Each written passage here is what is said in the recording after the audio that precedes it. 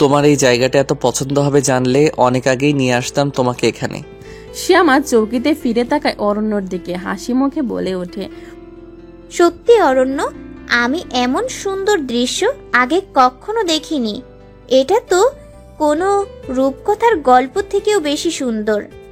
তোমার থেকে বেশি সুন্দর নয়। অরণ্য ঘোর লাগা দৃষ্টিতে তাকিয়ে থাকতে থাকতে বলে। শ্যামা এমন আকস্মিক প্রশংসায় ভেবাচেকা খেয়ে লজ্জায় মুখ ঘুরিয়ে নেয়। অরণ্য হেসে ফেলে তার লজ্জামাখা অভিব্যক্তি দেখে। অরণ্য এগিয়ে গিয়ে শ্যামার এক হাত নিজের হাতে নিয়ে এগিয়ে যায় ঝর্ণার ধারে। সেখানে একটি পাথরের উপর বসে দুজনে পা ডুবিয়ে দেয় ঝর্ণার শান্ত ঠান্ডা জলে। অরণ্য শ্যামার কোমর জড়িয়ে ধরে কাছে টেনে নেয় তাকে। শ্যামা আবেশে মাথা এলিয়ে দেয় তার বুকে। দুজনে নীরবতার মাঝে এই নিস্তব্ধ পরিবেশটাকে অনুভব করে কিছুক্ষণ। শ্যামাই প্রথম নীরবতা ভঙ্গ করে প্রশ্ন করে, এই জায়গাটা কোথায় অরণ্য? আমাদের গ্রামের কাছে একটি পাহাড়ে। এদিকটা বেশ খাড়া আর জঙ্গল বেশি ঘন, তাই সহজে এদিকে কেউ আসে না। আমি একদিন ঘুরতে ঘুরতে এই জায়গাটা খুঁজে পেয়েছিলাম। প্রথম দেখাতেই মন ছুঁয়ে গিয়েছিল। একদম ঠিক বলেছেন। মনটা কেমন শান্ত হয়ে গেছে এখানে এসে। বিশেষ করে এই জোনাকি পোকাগুলো ভীষণ সুন্দর। এগুলো তোমার জন্য কিছু বয়মে ভরে নিয়ে যাব রাখার জন্য। না, এগুলো এখানেই থাক। ভবিষ্যতে যতবার ইচ্ছে করবে দেখতে আপনাকে নিয়ে চলে আসবো এখানে। চমকে উঠে তাকায় অরণ্য শ্যামার মুখ পানে। শ্যামা তার উপর অরণ্যের দৃষ্টি অনুভব করে তার বুকে থুতনি ঠেকিয়ে মাথা তুলে তাকায় তার দিকে। অভিমানী কণ্ঠে বলে ওঠে, এভাবে তাকাচ্ছেন কেন? ভবিষ্যতে হয়তো আপনি থাকবেন না, তাই বলে আমি আপনাদের নিয়ে স্বপ্ন দেখতে পারবো না নাকি? আমার স্বপ্ন পুরুষকে নিয়ে স্বপ্ন দেখার অধিকার আমারও আছে। নিকুচি করেছে আপনার বাস্তবতার। অরণ্য নীরবে এক দৃষ্টিতে মাথা নিচু করে তাকিয়ে থাকে শ্যামার মুখ পানে। তাদের মধ্যে কয়েক ইঞ্চির দূরত্ব মাত্র। রাতের মৃদু মন্দ বাতাসে শ্যামার খোলা চুলগুলো বারবার তার চেহারায় আছড়ে পড়ছে।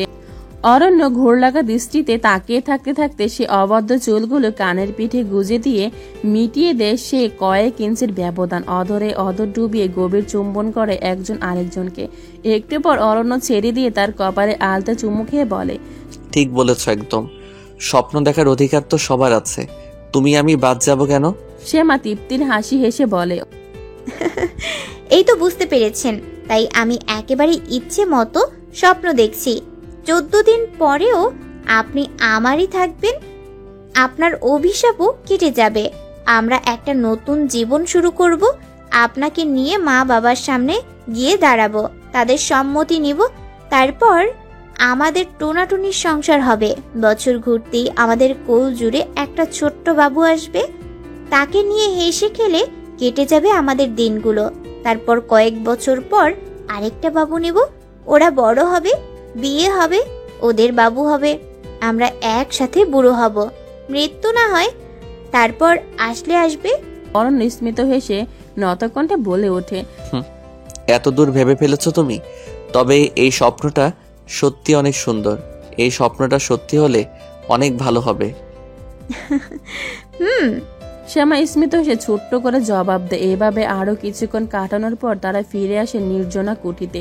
শ্যামা ঘুমিয়ে পড়ার আগে অরণ্য ইতস্তত ভাবে সে প্রশ্নটি করে যেটি সে এতক্ষণ চেপে রেখেছিল মনে। তুমি কি ঠিক করেছো কি করবে তুমি?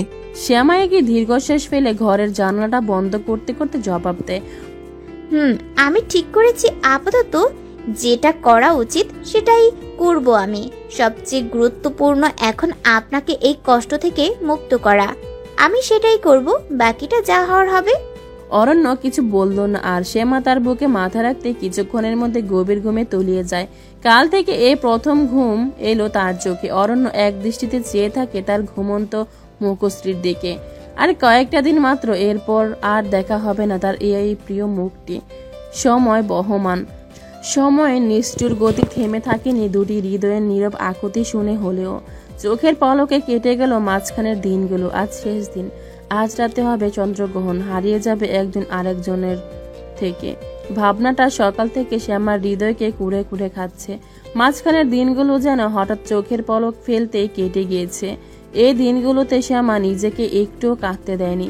সব সময় শান্ত রেখেছে নিজেকে। সারাদিন অরণ্যের পাশে বসে সেবা করেছে তার।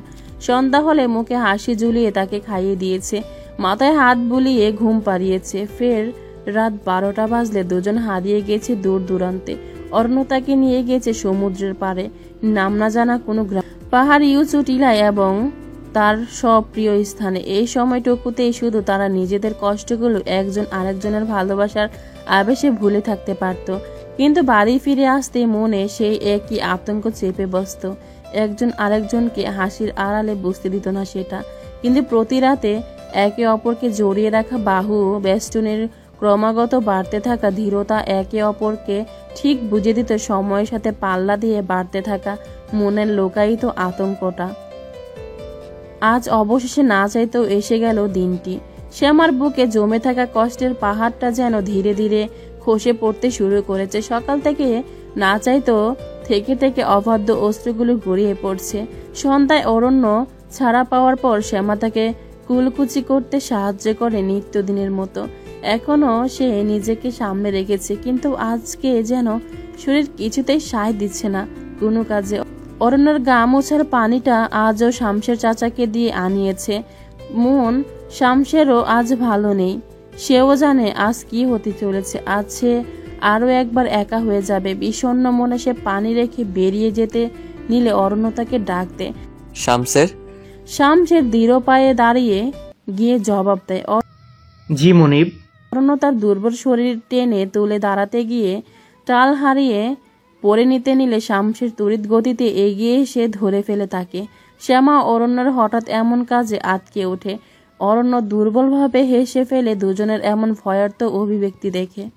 আমি ঠিক আছি, ভয় পেও না।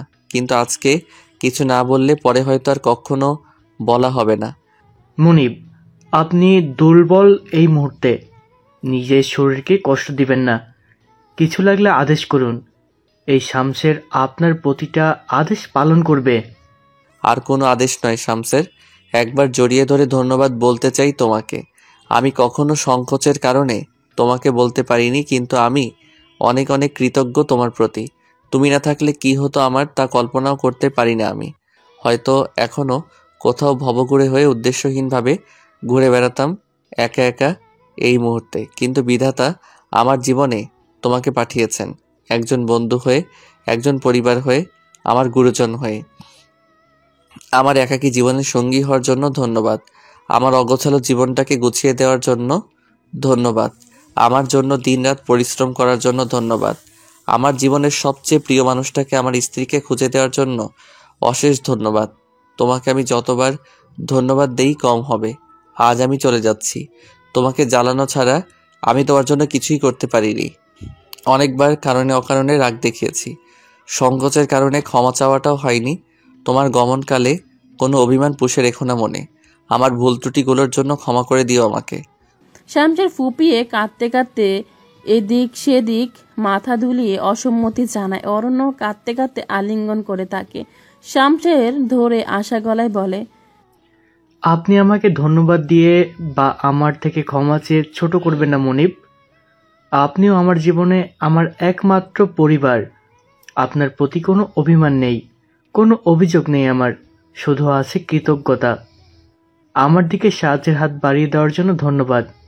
আমাকে একাকী জীবনের অভিশাপ থেকে বাঁচানোর জন্য ধন্যবাদ। আমাকে একটা আশ্রয় দেওয়ার জন্য ধন্যবাদ। আপনাকে যেতে দিতে অনেক কষ্ট হচ্ছে আমার। জানি না এরপর কি করব, আমি কোথায় যাব, কিন্তু আপনি এই অভিশাপ থেকে মুক্তি পেতে চলেছেন, এটাই একমাত্র শান্তি আমার। কোথাও যাবে না তুমি শামসের। এই বাড়িটা আমি তোমাকে দিয়ে গেলাম, তুমি এখানেই থাকবে। পাতাল ঘরে তোমার জন্য কিছু সম্পদ আমি রেখে দিয়েছি। আমি না থাকলেও তোমরা দুজনের জন্য সব ভেবে রেখেছি আমি। আলিঙ্গন ভঙ্গ করে মুখোমুখি দাঁড়ায় অরণ্য। অশ্রুসিক্ত নয়নে শামশেরের 2 হাত ধরে বলে, শেষ একটা অনুরোধ করছি শুধু শামসের, আমার শ্যামাকে দেখে রেখো আমি যাওয়ার পর। শ্যামা মুখ চেপে কেঁদে চলেছে তখন। আজকের রাতটা অনেক বিষণ্ণ হতে চলেছে। এই রাত তাদের জীবনকে চিরকালের জন্য অন্ধকার করার বার্তা নিয়ে এসেছে। এই অন্ধকার কি কাটবে কখনো? শামশের চলে যেতেই অরণ্য বালিশে পিঠ ঠেকিয়ে ডাক দেয় শ্যামাকে। এই সোনা বউ আমার, কাঁদছো কেন?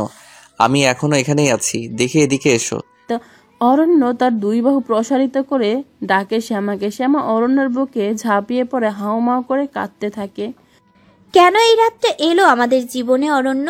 আমার ভাগ্যে আপনি নেই কেন? কেন এভাবে নিজ হাতে বিদায় দিতে হবে আপনাকে আমার? এত নিষ্ঠুর ভাগ্য কেন লিখেছেন বিধাতা আমার? আমার 25 বছরের জীবনে এক ফালি সুখ হয়ে এসেছিলেন আপনি, কিন্তু সেই সুখ ক্ষণিকের মরীচিকার মতো মিলিয়ে যাবে। আমি কি করব এরপর? অরণ্য অশ্রুসিক্ত নয়নে শ্যামার মাথায় হাত বুলিয়ে দিতে দিতে বলে, কি করবে এরপর সেটাও ভাগ্যের উপর ছেড়ে দাও শ্যামা। তবে এখন এই মুহূর্তে তুমি আমার আর আমি তোমার কাছে রয়েছি। শেষ মুহূর্তগুলো এইভাবে ভেঙে পড়ে নষ্ট করতে নেই। যাওয়ার আগে আমি আমার বউয়ের হাসি মুখ দেখতে চাই শুধু। শ্যামা উঠে বসে চোখ মুছে ফেলে, চোখ মুখ লাল হয়ে গিয়েছে তার। ফুপাতে ফুপাতে বলে সে, ঠিক বলেছেন অরণ্য, আর কয়েকটা ঘন্টা আছে মাঝে। কেঁদে সময় নষ্ট করতে চাই না আমিও। চলুন শেষবারের মতো একজন আরেকজনকে খাইয়ে দিব, নিজ হাতে ঘুম পাড়াবো আপনাকে আজকে আবার। অরণ্য তার কপালে একটা আলতো চুমু খেয়ে চোখ মুছিয়ে দেয় তার। অরণ্যকে ঘুম পাড়িয়ে দেওয়ার পর বেশ খানিকক্ষণ বসে থাকে শ্যামা।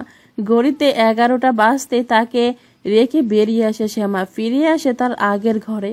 অরণ্যের সত্যিটা জানার পর থেকে সারাদিন রাত এখন অরণ্যর ঘরে থাকা হয়। ভোরবেলা গোসলের কাপড় আনার জন্য ছাড়া এই ঘরে আসা হয় না আর।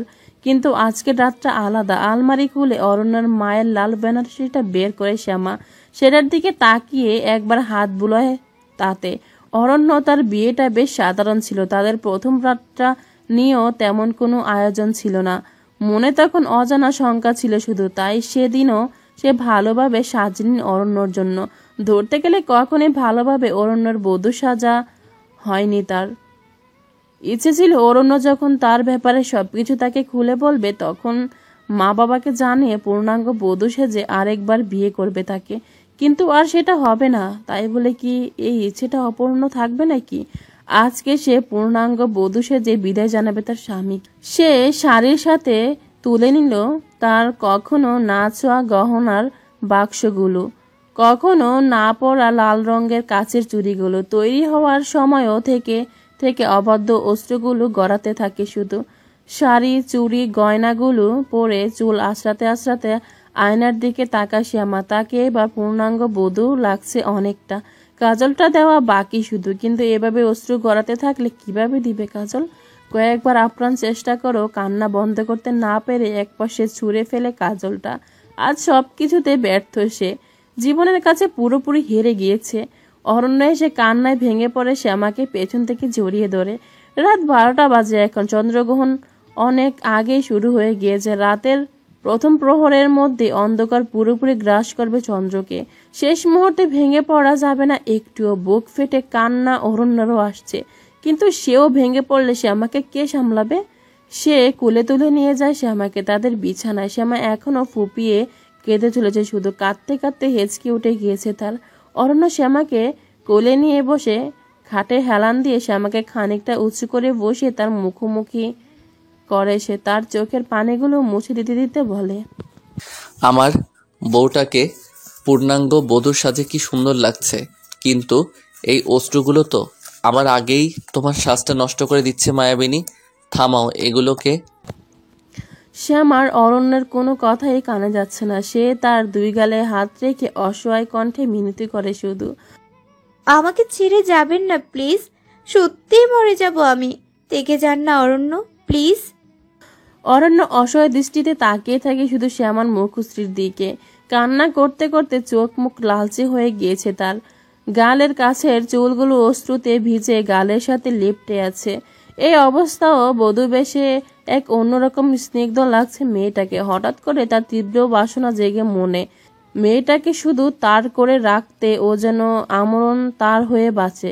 স্বার্থপর ভাবনাগুলো আর লুকিয়ে রাখতে পারল না সে। আমার ঘাড়ের চুলে হাত গলিয়ে একদম কাছাকাছি নিয়ে আসে তার মুখটা নিজের মুখের চোখে চোখ রেখে বলে, অরণ্য, আমার পর অন্য কোনো পুরুষকে এইভাবে ভালোবেসো না শ্যামা। বাসলে একটু কম বাসবে, একেবারে না বাসলে আরও ভালো। পারলে সারা জীবন আমার বধূ হয়ে থেকো, আর কারো জন্য এইভাবে বউ সেজো না। সাজলেও এত মন দিয়ে সেজো না। আর এইভাবে অশ্রু শুধু আমার জন্য বিসর্জন দিও, অন্য কোনো পুরুষের জন্য কখনো কেঁদো না, কেমন? আপনার পর অন্য কোনো পুরুষ আসবে না অরণ্য। আমার আর কাউকে ভালোবাসা হবে না, কারো জন্য বউ সাজা হবে না। আমার অশ্রুগুলো শুধু একজন পুরুষের জন্য গড়াবে, আর সেটা শুধু আপনি। শ্যামা আমরণ শুধু অরণ্যের থাকবে। অরণ্য অস্ত্রসিক্ত নয়নে স্মিত হেসে বলে,